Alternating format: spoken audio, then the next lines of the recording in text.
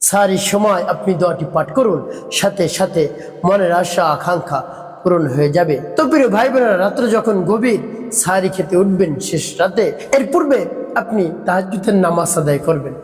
প্রিয় ভাই বোনেরা, তাহাজ্জুদের নামাজ আদায় করে তারপর আপনি আমলটি করবেন।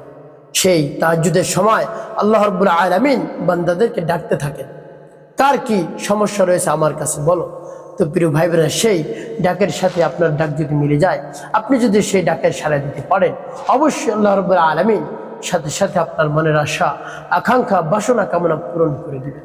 প্রিয় ভাই বোনেরা, পবিত্র রমজান মাস আর তাহাজ্জুদের সময় গভীর রজনীতে এমনিতেই আল্লাহ রাব্বুল আলামিন বান্দাদেরকে ডাকতে থাকেন সদা সর্বদা। তাই রমজান মাসের উসিলায় আরো দ্রুত আল্লাহ রাব্বুল আলামিন আপনার মনের আশা পূরণ করে দিবেন। আপনি যা চাইবেন তাই আপনি পাবেন। আপনি টাকা চান, তারপরে অর্থ সম্পদ চান, তারপরে গাড়ির বাড়ির মালিক হতে চান, আল্লাহ রাব্বুল আলামিন বানিয়ে দিবেন। আপনি ভোর রাতে তাহাজ্জুদের সময় সেহরির পূর্ব মুহূর্তে এই আমলটি করে দেখুন না কি হয়।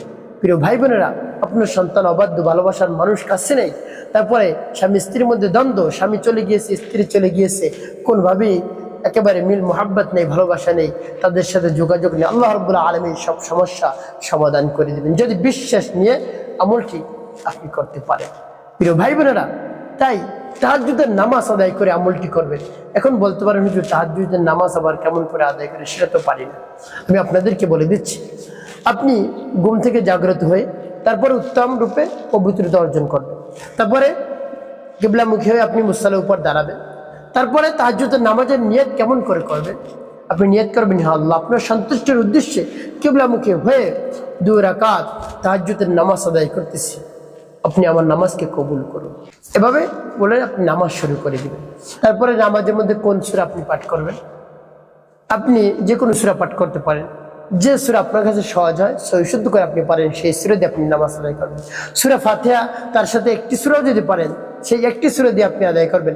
অন্য সূরা আপনি পড়বেন না, যেগুলো আপনি পারেন না, সহিশুদ্ধ করে না পারার কারণে আপনি শুধু একটা সূরা দিয়ে আদায় করবেন নামাজ।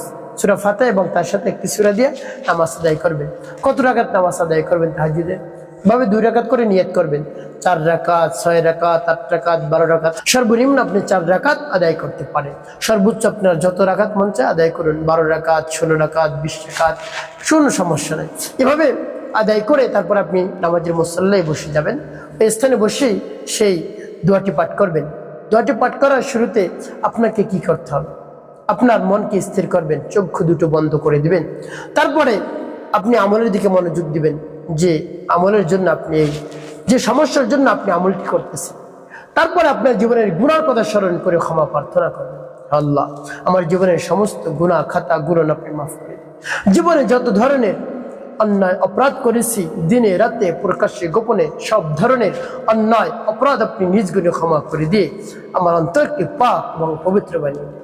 এভাবে আল্লাহ রাব্বুল আলামিনের কাছে বলবেন। তারপরে আপনি নবীজি সাল্লাল্লাহু আলাইহি ওয়াসাল্লাম মুহাব্বত নিয়ে 3 বার দুরূদ শরীফ পাঠ করবেন, সাল্লাল্লাহু আলাইহি ওয়াসাল্লাম, সাল্লাল্লাহু আলাইহি ওয়াসাল্লাম, সাল্লাল্লাহু আলাইহি ওয়াসাল্লাম।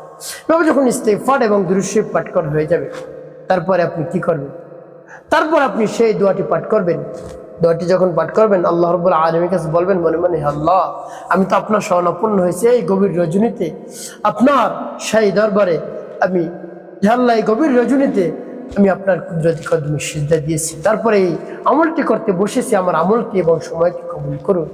এভাবে রব্বুল আলামিনের কাছে বলবেন, আল্লাহ এমনিতেই তো পবিত্র রমাদান মুবারক মাস, সেই রমজান মাসের উসিলায় আমার আমলকে কবুল করুন, সময়কে কবুল করুন। এভাবে বলে তারপর সেই দোয়াটি পাঠ করবেন। দোয়াটি পাঠ করে তারপরে পরবর্তীতে কি করবেন বলে দিচ্ছি। আগে আমার দেখার নিয়ম যে আপনি দোয়াটি পাঠ করুন। একটি অনুরোধ থাকবে সকলের কাছে, আপনি যখন ভিডিওটি দেখবেন না টেনে দেখার চেষ্টা করবেন, তাহলে আপনি সঠিক নিয়মে আমলটি করতে পারবেন। আর যদি টেনে টেনে কেটে কেটে দেখেন, তাহলে দেখা যায় অনেক জায়গায় বাদ পড়ে যাবে, আপনি সঠিক নিয়মে আমলটি করতে পারবেন। প্রিয় ভাই বোনেরা, তাই সঠিক নিয়মে আমলটি করতে হলে না টেনে দেখুন। তো এভাবে যখন আমার দেখার নিয়মে যে আপনি দোয়াটি পাঠ করবেন, যেমন আমার দেখার নিয়মে যে আপনি দোয়াটি পাঠ করবেন, দোয়াটি কতবার পাঠ করবেন এবং পাঠ করে কি করবেন বলে দিচ্ছি। আগে দোয়াটি বলে নিই। বিসমিল্লাহির রহমানির রহিম, ইয়া কাদিয়াল হাজাত يا قاضي الحاجات يا قاضي الحاجات يا قاضي الحاجات এভাবে যখন পাঠ করে যাবে ঠিক আছে তারপর আপনি আবার পাঠ করবেন يا قاضي الحاجات يا قاضي الحاجات يا قاضي الحاجات يا قاضي الحاجات পাঠ করার শেষে আবার তারপর আপনি মরে দরদ নিয়ে আবার পাঠ করবেন يا قاضي الحاجات يا قاضي الحاجات يا قاضي الحاجات يا قاضي الحاجات পাঠ করা শেষ সবার দু ভাই বোন কতবার পাঠ করবেন এভাবে গুনে গুনে আপনি এই দোয়াটি আপনি 21 বার পাঠ করবেন 21 বার পাঠ করে হলে 5 বার দুরূদ ইব্রাহিম পাঠ করবেন اللهم صل على محمد وعلى ال محمد كما صليت على ابراهيم وعلى ال ابراهيم انك حميد مجيد اللهم بارك على محمد وعلى ال محمد كما باركت على ابراهيم وعلى ال ابراهيم انك حميد مجيد اللهم صل على محمد وعلى ال محمد كما صليت على ابراهيم وعلى ال ابراهيم انك حميد مجيد اللهم بارك على محمد وعلى ال محمد كما باركت على ابراهيم وعلى ال ابراهيم انك حميد مجيد اللهم صل على محمد وعلى ال محمد كما صليت على ابراهيم وعلى ال ابراهيم انك حميد مجيد اللهم بارك على محمد وعلى ال محمد كما باركت على ابراهيم وعلى ال ابراهيم انك حميد مجيد اللهم صل على محمد وعلى ال محمد كما صليت على ابراهيم وعلى ال ابراهيم انك حميد مجيد اللهم بارك على محمد وعلى ال محمد كما باركت على ابراهيم وعلى ال ابراهيم انك حميد مجيد اللهم صل على محمد وعلى ال محمد كما صليت على ابراهيم وعلى ال ابراهيم انك حميد مجيد اللهم بارك على محمد وعلى ال محمد كما باركت على ابراهيم وعلى ال ابراهيم انك حميد مجيد যখন দুরূদ ইব্রাহিম পাঠ করা হয়ে যাবে দুটি ফু দিবেন প্রিয় ভাই বোনেরা সেই গভীর রজনীতে আপনার আমলটি করা শেষ ওই স্থানে বসেই সারির পূর্ব মুহূর্তে আপনি আল্লাহ রাব্বুল আলামিনের কাছে হাত তুলবেন হ্যাঁ সারির পূর্ব মুহূর্তে দোয়া কবুল হয় তাহাজ্জুদের সময় দোয়া কবুল হয় গভীর রজনীতে দোয়া কবুল হয় আল্লাহ আল্লাহ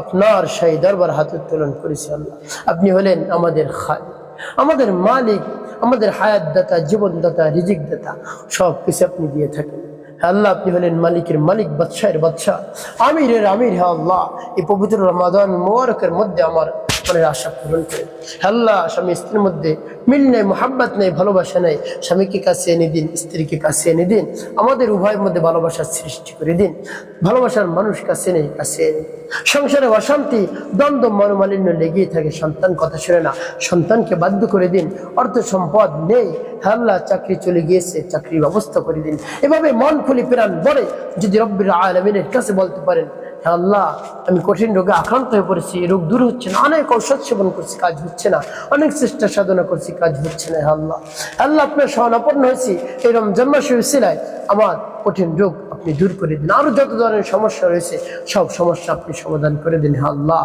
এভাবে রব্বুল কারীমের কাছে মন খুলে প্রাণ বলে বিশ্বাস নিয়ে বলবে অবশ্যই আপনি উপকৃত হতে পারবেন একটি কথা মনে রাখতে হবে 5 ওয়াক্ত নামাজ আপনাকে আদায় করতে হবে মানুষের কল্যাণে খেদমতে কাজ করবে অবশ্যই আপনার জীবন হবে সুখময় এবং শান্তিপূর্ণ ইনশাআল্লাহ।